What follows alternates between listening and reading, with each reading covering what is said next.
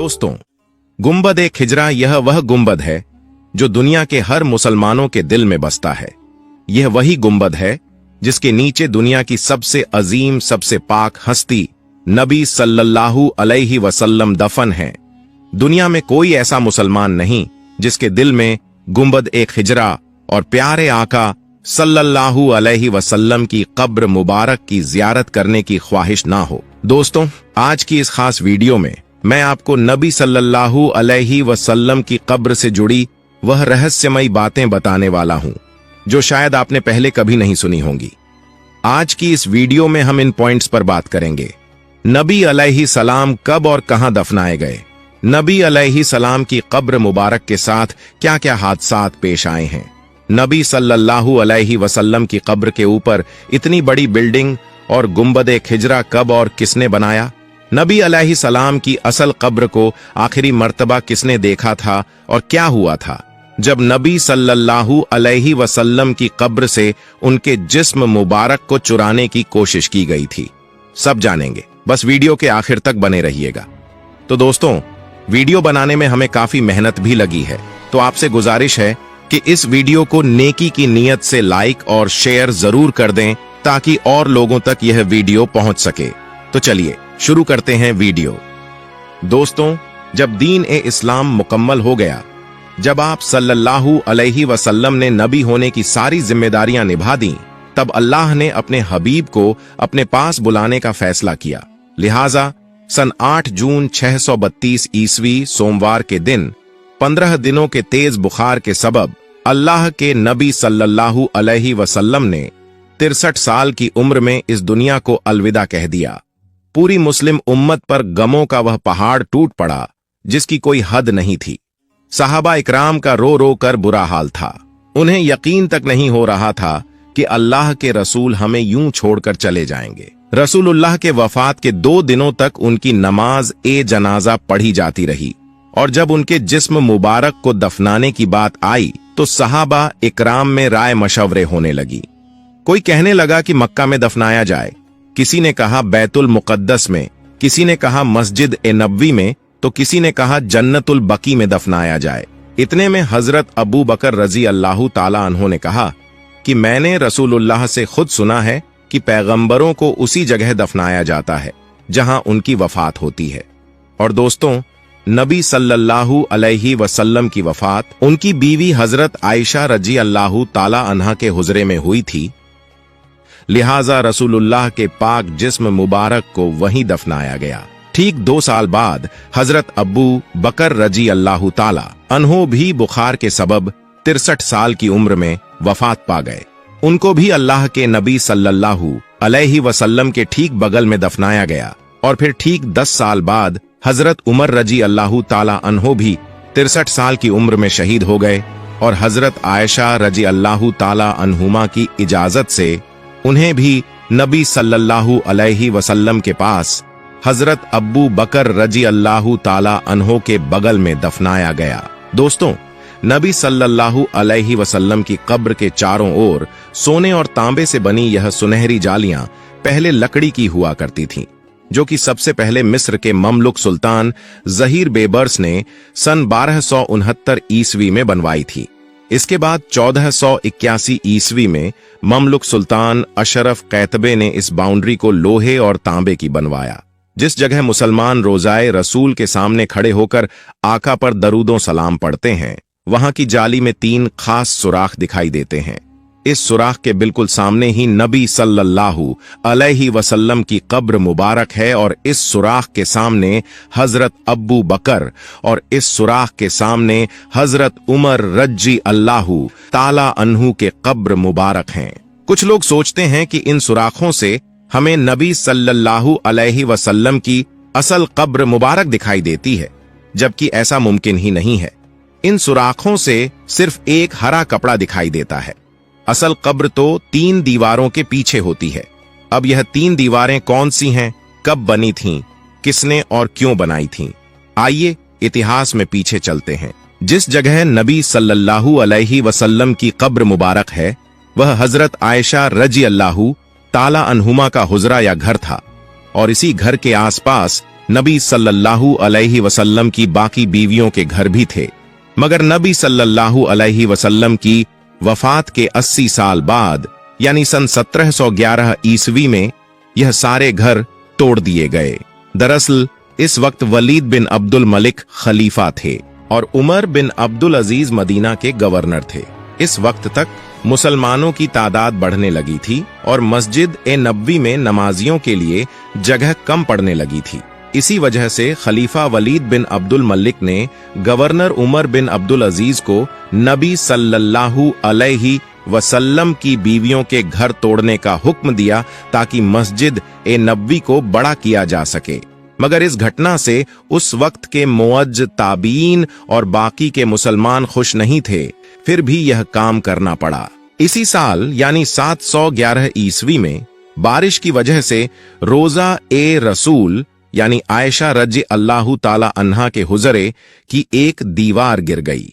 Medina के governor Umar बिन अब्दुल अजीज ने दीवार को दोबारा तामीर करने का हुक्म दिया। जैसे ही लोगों ने दीवार की नींव खोदी, अचानक वहां खड़ा हर शख्स डर के पीछे हट गया। लोगों ने देखा कि कब्र से एक पैर बाहर निकल आया है। लोगों में हड़बड़ाहट मच गई कि यह पैर मुबारक रसूलुल्लाह सल्लल्लाहु अलैहि वसल्लम का है। मगर बाद में उर्वा बिन जुबैर ने उस पैर मुबारक को ध्यान से देखा और कहा कि यह पैर रसूल अल्लाह का नहीं है, बल्कि हजरत उमर रजी अल्लाहु ताला अन्हो का है। इसके बाद कब्र को ठीक करके उमर बिन अब्दुल अजीज ने काले पत्थरों से उस दीवार की मरम्मत कराई। इस एक दीवार को छोड़कर बाकी की 3 दीवारें और छत आज भी वैसी की वैसी ही हैं, जैसी नबी सल्लल्लाहु अलैहि वसल्लम के दौर में बनाई गई थीं। उमर बिन अब्दुल अजीज ने महसूस किया कि यह दीवारें कमजोर होने लगी हैं, लिहाजा उन्होंने इन दीवारों के भी इर्द गिर्द एक मोटी मजबूत पत्थरों की दीवार और बनाई जो 5 कोनों की थी। 5 कोनों की दीवार बनाने की वजह यह थी कि उन्होंने सोचा कि अगर 4 कोनों की दीवार बनी तो कहीं लोग इसे भी काबा समझकर इसका तवाफ करना शुरू ना कर दें। इसीलिए उमर बिन अब्दुल अजीज ने ऐसी 5 कोनों की दीवार बनाई। इसके बाद सन 1279 ईस्वी में नबी पाक सल्लल्लाहु अलैहि वसल्लम की कब्र मुबारक पर पहला गुंबद तामीर किया गया, जो कि मिस्र के ममलुक सुल्तान मंसूर कलावून ने बनवाया था। यह गुंबद लकड़ी का हुआ करता था। फिर 1476 ईस्वी में मिस्र के ही एक और ममलुक सुल्तान अशरफ कैतबे ने मस्जिद नबवी को गिराकर दोबारा तामीर किया था। इसी तामीरी काम में उन्होंने रसूलुल्लाह की कब्र मुबारक पर बने लकड़ी के गुंबद को हटाकर उसकी जगह पत्थर का गुंबद बनवाया। सन 1481 ईस्वी में मस्जिद नबवी में एक अफसोसनाक हादसा हो गया। मस्जिद नबवी के पास बहुत जोर से आसमानी बिजली गिर गई, जिसकी वजह से मस्जिद नबवी में आग लग गई। यह आग रोजा ए रसूल तक पहुंच गई थी, मगर कब्रों को कोई नुकसान नहीं हुआ था। इसी हादसे को देखते हुए सुल्तान अशरफ कैतबे ने 5 कोनों वाली दीवार के इर्द गिर्द एक और मजबूत दीवार बनवा दी ताकि किसी भी हादसे से कब्रों को बचाया जा सके।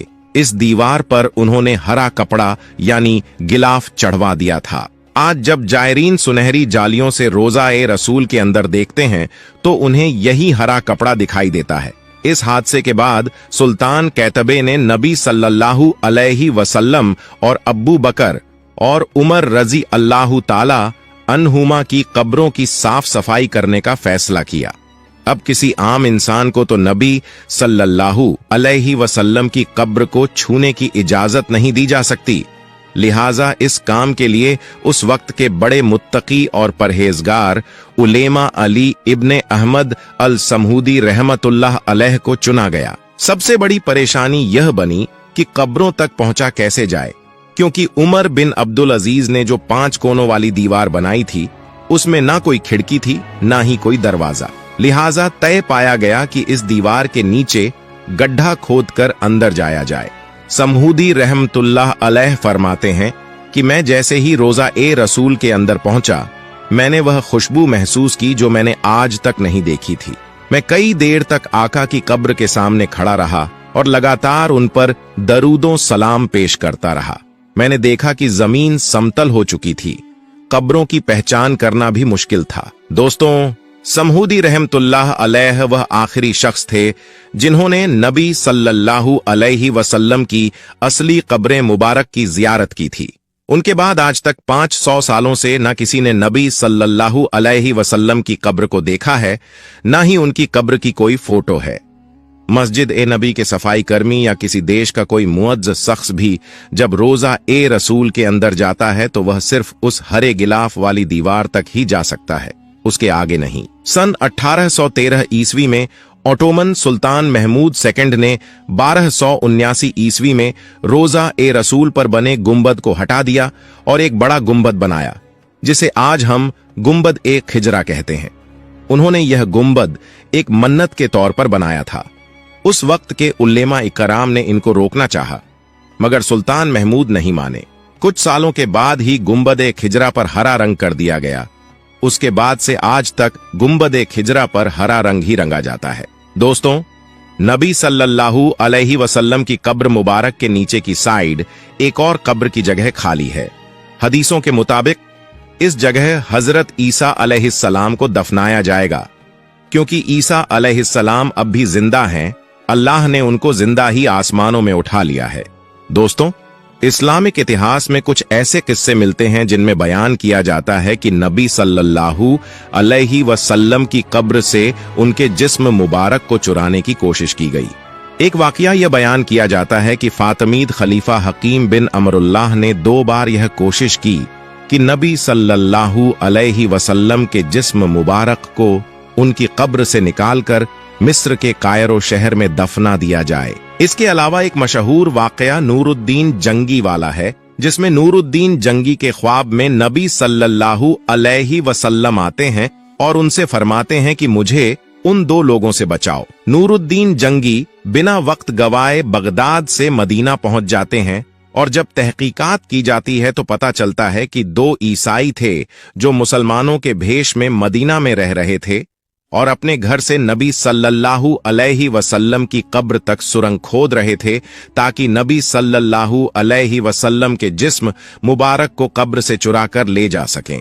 उन दोनों ईसाइयों को पकड़ लिया जाता है और उनको फांसी पर लटका दिया जाता है। दोस्तों, यह वाकयात सही है या मनगढ़ंत, मैं यकीन के साथ नहीं कह सकता। खैर, उम्मीद करता हूं कि वीडियो से आपको बहुत कुछ सीखने को मिला होगा।